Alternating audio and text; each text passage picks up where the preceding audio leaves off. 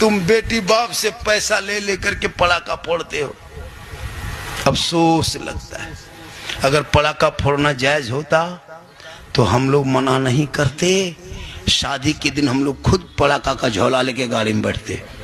आप लोग पब्लिक हैं, 10 टकवा फोड़ते, हम लोग मौलवी मौलाना हम लोग बम फोड़ देते। आपके पड़ाका हम 10 ने की, मेरे बम में 100 ने की।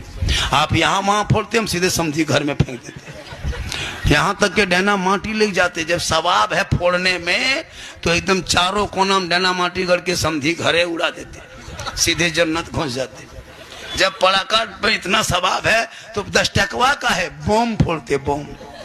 अफसोस, अगर डीजे बजाने में सवाब होता तो डीजे गाड़ी में क्यों बांध के ले जाते, समझी पीठ में बांध देते, डबल सवाब होता। समझी धीरे धीरे चलो, ढीस ढास ढूस, पूरा कुटुंब खुश, चलो जन्नत घुस।